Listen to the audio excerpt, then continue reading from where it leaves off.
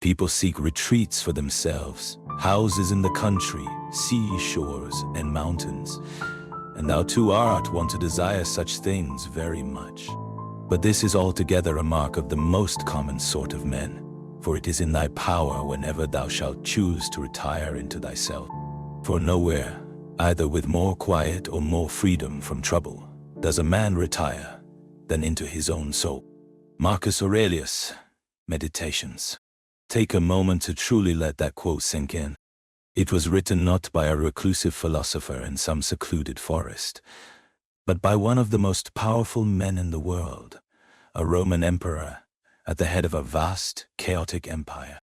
Marcus Aurelius, a man whose life was a constant barrage of war, plague, political conspiracy, and immense responsibility, understood a profound truth that many of us today are in danger of forgetting. The ultimate sanctuary, the place of true peace, is not a physical location, but an internal space. It is a potent reminder that we can have the world at our fingertips and still feel homeless if we are strangers to our own soul.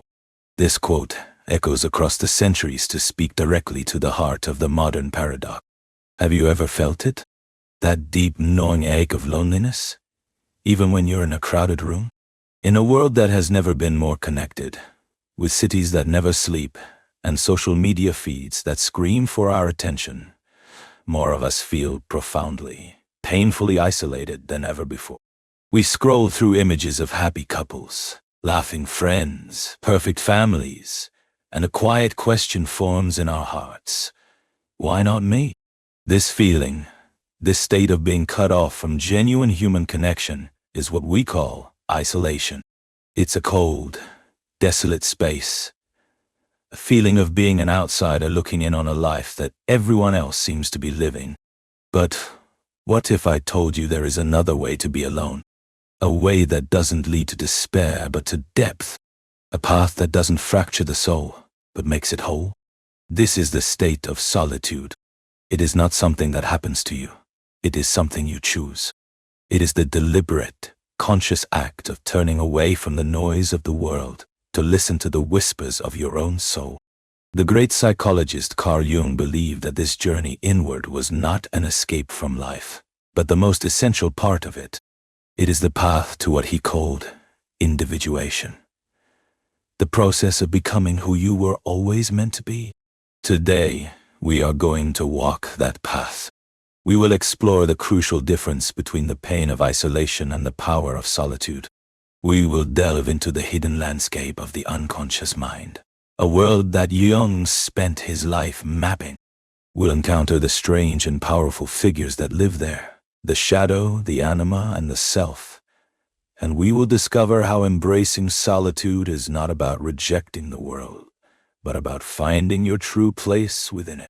This isn't just a psychological theory. It's a guide to transforming the deepest ache of modern life into your greatest source of strength.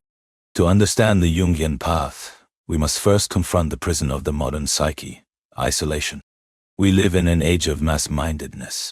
We are told what to want, what to believe, and who to be by a relentless barrage of media, advertising, and social pressure.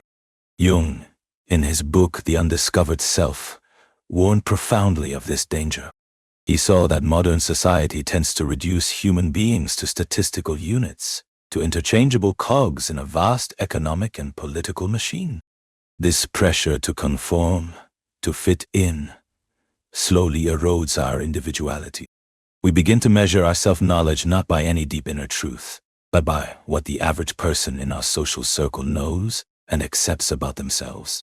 This creates a terrifying paradox. We are surrounded by more people than ever, yet we feel more disconnected. We have more tools for communication, yet we have fewer meaningful conversations. This is because we are not connecting as whole individuals. We are connecting through our personas. The persona, in Jung's terms, is the social mask we wear, the version of ourselves we present to the world to be accepted and liked. It's the smiling face at work, the agreeable friend, the responsible family member. The persona is not inherently bad. It is a necessary tool for navigating society, The danger arises when we forget that we are wearing a mask. Think about this process. As a child, we learn that certain behaviors get approval. Smiling, being obedient, staying quiet, while others do not. This is the beginning of the persona's construction. In school, we learn to be the good student or the popular kid. At work, we cultivate the persona of the ambitious professional or the reliable team player. We curate and present the parts of ourselves we believe will grant us social success and acceptance. The problem is that when the persona becomes our entire identity, we lose touch with our true self. We become what Jung called unconscious of ourselves. We become so good at playing a role that we forget who we are when the curtain falls. This leads to a life of quiet desperation, a feeling of being an imposter in your own existence. You laugh at jokes you don't find funny, you agree with opinions you don't hold, and you chase goals you don't truly desire. You have become a collection of borrowed thoughts and conditioned responses, and your soul is starving. This inner fragmentation is the root of modern isolation, because you cannot form a genuine connection with others if you are not genuinely connected to yourself. All your relationships become performative. You are not two souls meeting, you are two masks interacting. This creates a profound loneliness that no amount of social activity can cure. You can be in a room full of people, at a party, in a meeting, even with your family, and feel utterly, terrifyingly alone. This is the desolate landscape of isolation, a world devoid of authenticity, a prison of one's own making. But Jung believed there was a way out. The path out of isolation is not further outward connection, but a radical journey inward. It is the path of solitude. To embark on this journey, one must have the courage to do what modern society fears most: to be alone, to be silent, and to face what emerges from the depths. The first figure you will meet on this inner journey is the one you have spent your whole life running from, your own shadow. Confronting the shadow is the first test of courage on the inner way.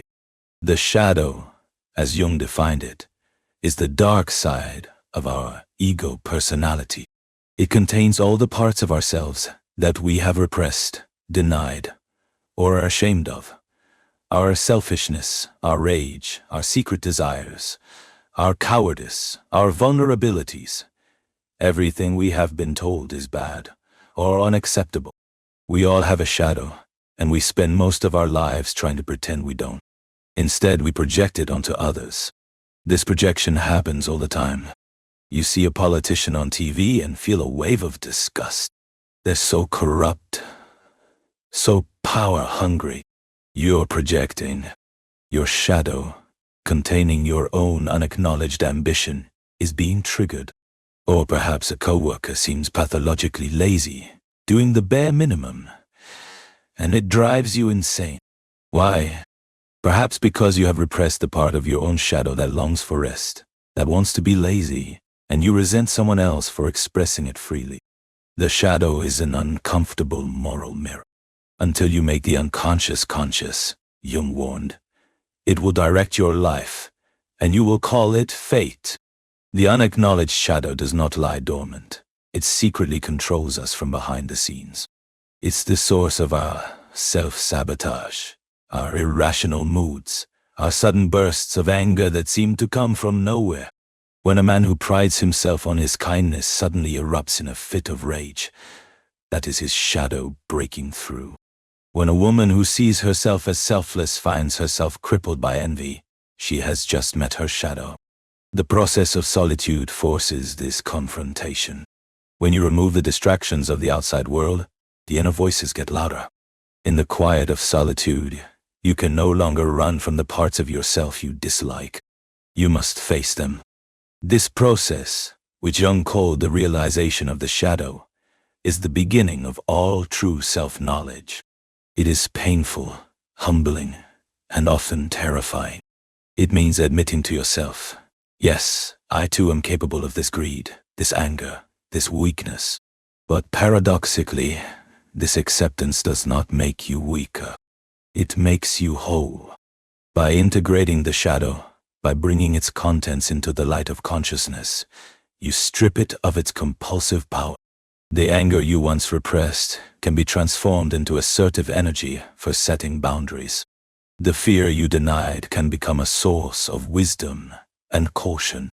The ambition you labeled as selfish can become the fuel for creative pursuits. The shadow, once owned, ceases to be an enemy and becomes an ally. It is a source of immense vitality, creativity, and authenticity. The most creative and grounded people are not those who have no shadow, but those who have learned to dance with it. They have descended into their own depths and returned with treasures. This is the alchemy of solitude. But the shadow is only the first guardian at the gate. Once you have passed this trial, you will encounter an even more mysterious and powerful figure, a guide to the deeper, collective layers of the unconscious. For a man, this figure is the Anima, the woman within. For a woman, it is the Animus, the man within. This encounter is the masterpiece of the individuation process, a step that takes us from personal self-knowledge to a connection with the timeless soul of humanity. The encounter with the Anima or Animus is where solitude transitions from a personal psychological exercise into a spiritual experience. These figures are not products of our personal history. They are archetypes, primordial images from the collective unconscious, the deep, inherited layer of the human psyche that we all share. Jung described this as the moment we connect with the 2-million-year-old man within us. The Anima is the personification of a man's feminine nature, his capacity for relationship, his intuition, his connection to the irrational and the mythic. The Animus is the personification of a woman's masculine nature, her logic, her principles, her capacity for objective thought, and spiritual courage. Jung described 4 stages of anima development. The first is Eve, the embodiment of purely instinctual, biological relation. Then comes Helen of Troy, who awakens romantic and aesthetic feeling. The third stage is the Virgin Mary, who elevates love to the heights of spiritual devotion. Finally, there is Sophia, or wisdom, who serves as a guide to the highest truths. A man may see these stages play out in his life through the women he is drawn to, and through his dreams as he matures psychologically. Similarly, the Animus has 4 stages. First, he appears as a figure of physical power, a Tarzan or an athlete. Then, he becomes a man of action or romance, the man with a plan. The third stage is when he becomes the professor or clergyman, the bearer of the word and logic. The final stage is when the Animus becomes the embodiment of meaning, a spiritual guide like Hermes, a mediator between the conscious and unconscious. Failure to integrate these figures can lead to serious problems. A man possessed by his negative anima can become moody, irrational, and jealous. A woman possessed by her negative animus can become dogmatic, argumentative, and ruthlessly opinionated. In solitude, these figures come alive. They appear in dreams, fantasies, and moments of active imagination, not as vague concepts, but as living personalities. They act as guides to the soul. Philemon, a wise, winged spirit, was Jung's own inner guide, a figure who came to him in visions, and with whom he had long conversations that formed the basis of his most revolutionary ideas. Active imagination is the process by which you consciously engage this dialogue. You don't just passively observe a dream, you step into it. You ask the figure, "Who are you? What do you want from me?" And then you listen, without judgment. This process can be terrifying, as it blurs the line between the inner and outer worlds. But it is through this dialogue that true transformation occurs. The anima and animus are bridges to the self, the ultimate archetype of wholeness and the regulating center of the psyche. The self is the totality of our being, the union of conscious and unconscious, the inner God image. It often appears in dreams and visions as a circle, a mandala, a fourfold pattern, or a divine child. It represents the achievement of individuation.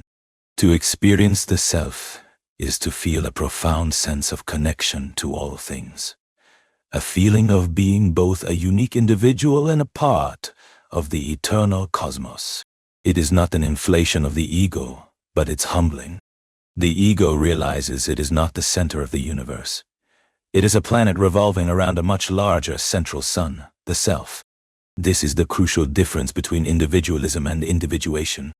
Individualism is the ego trying to fortify itself against the world.